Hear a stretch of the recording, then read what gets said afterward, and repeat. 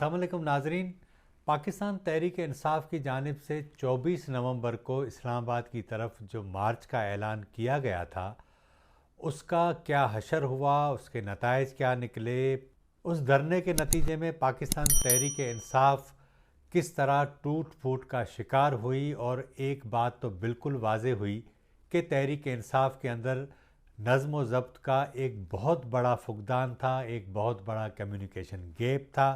और इसके अलावा हमने ये भी देखा कि लीडरशिप के आपस के जो तनाज़ात थे, उसके नतीजे में इस धरने का जो हशर हुआ और जिस सफाकी से, जिस खौफनाक तरीके से वफाकी हुकूमत ने उसको हैंडल किया, ये सारी चीज़ें आपके सामने हैं।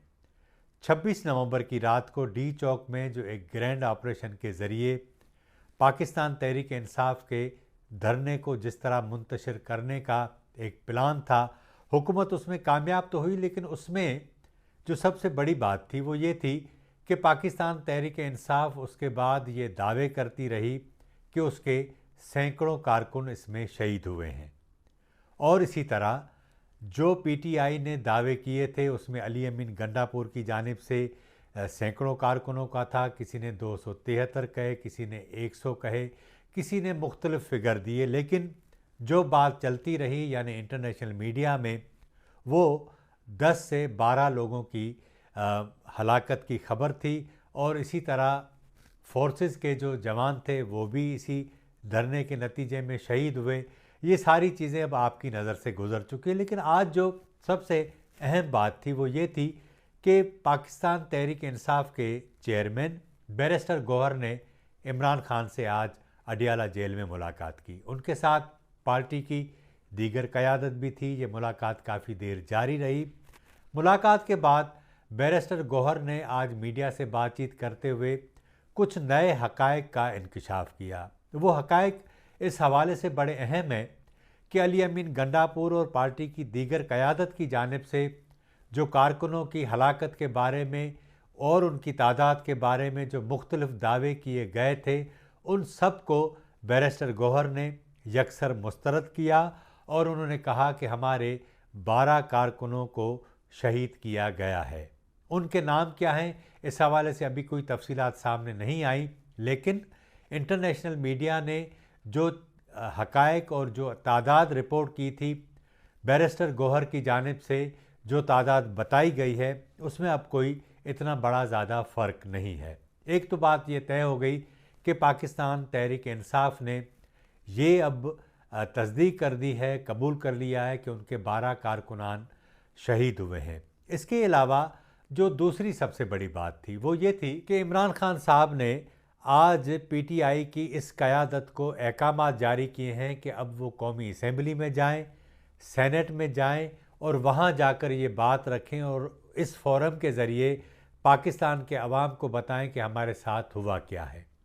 आज की इस प्रेस कॉन्फ्रेंस के बाद मुझे बहुत सारी चीज़ें याद आ रही हैं। मैं आपको थोड़ा माजी में लेकर चलता हूँ कि आपको याद होगा कि जब तहरीक अदम एतमाद इमरान खान के ख़िलाफ़ कामयाब हुई, उसके नतीजे में एक बहुत बड़ी जमात, यानी अगर उसको आप अपोजिशन की जमात उस वक्त कहें जब तहरीक अदम एतमाद कामयाब हुई, अगर वो कौमी असम्बली में मौजूद होती तो मौजूदा जो उस वक्त की पीडीएम रजीम थी किसी सूरत हुकूमत चला नहीं सकती थी। लेकिन इन्होंने ख़ुद ये मौका दिया और तहरीक इंसाफ के तमाम अरकान ने अपने इस्तीफ़े दे दिए और नतीजे में हुकूमत जो पीडीएम की थी उसे एक खुला मैदान मिला और उसने जो भी फ़ैसले किए उसका मैं समझता हूँ कि ज़ाती तौर पर तहरीक इंसाफ ने जो फ़रार किया था अपने आप को पार्लियामेंट के फोरम से और उसके नतीजे में जो भी फ़ैसले हुए उसकी ज़िम्मेदार वो भी थी। उसके बाद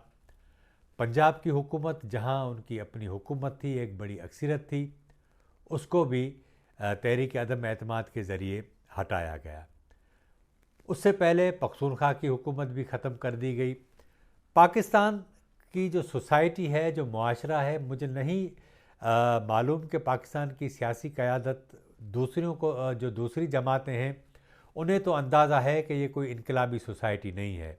वोट के ज़रिए कोई इनकलाब आए तो वो आ सकता है, लेकिन पाकिस्तान में हाइब्रिड किस्म की जो जमहूरियतें हैं उसमें इनकलाब वोट के ज़रिए आना भी बहुत मुश्किल होता है। उसका सबब यह है कि इलेक्शन से पहले ये फैसला हो चुका होता है कि आने वाले इलेक्शन के बाद हुकूमत किसको दी जाएगी। यानी लोग अपने वोट देते हैं, अपनी राय का इज़हार करते हैं, लेकिन जब उसकी गिनती होती है तो उसमें कोई दयानत नहीं होती और उसके नतीजे में जो फ़ैसले होते हैं वो हमारे सामने हैं।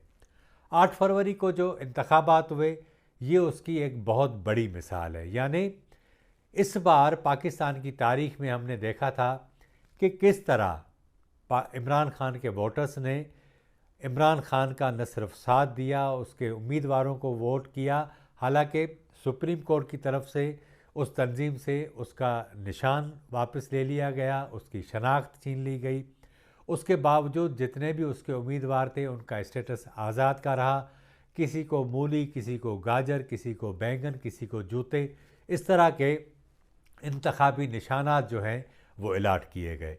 लेकिन उसके बावजूद जब 8 फरवरी का दिन आया तो उस दिन पूरे मुल्क में इंटरनेट बंद कर दिया गया, मोबाइल फ़ोन नेटवर्क बंद कर दिया गया। लेकिन उसके बावजूद लोग पहुँचे, उन्होंने वोट किया और उसके जो नताइज आए वो सबके सामने थे। लेकिन उसके बावजूद एक ऐसी हुकूमत बनी जिसके पास अखलाकी तौर पर ऐसा कोई मैंडेट नहीं है जो वो फ़ख्र के साथ ये हुकूमत कर सके। यही सबब था कि इमरान खान की जानिब से जितने भी इस्लामाबाद की तरफ मार्च के ऐलानात किए गए उसमें इस हुकूमत की घबराहट एक फ़ितरी थी, क्योंकि जब आप अखलाकी तौर पर स्टैंड नहीं कर रहे होते तो आपकी परेशानी में इजाफ़ा एक फ़ितरी बात है। लेकिन इस सारी सूरत-हाल के अंदर जो मैं समझता हूँ कि इस हुकूमत को सबसे ज़्यादा स्ट्रेंथन और ताकतवर इमरान खान और उनकी जमात की हिकमत अमलियों ने किया है। तमाम हिकमत अमलियाँ नाकाम हुई। उसका सबब ये था कि एक तरफ तो तमाम सियासी जमातें थीं, इस्टेब्लिशमेंट उनके साथ थी, ऐसे ही जैसे 2018 के इंतखाबात के साथ ये इस्टेब्लिशमेंट इमरान खान के साथ खड़ी थी। अब सूरत-हाल ये पहुँची है कि 24 नवंबर वाला जो धरना था, इस्लामाबाद की तरफ जो मार्च था, उसमें पंजाब से पीटीआई के कारकुनों को नहीं आने दिया गया। सिंध की तरफ से जो लोग आने थे उनके लिए पंजाब की सरहदों पर इवन सक्खर के बाद तक भी सड़कें बंद कर दी गई।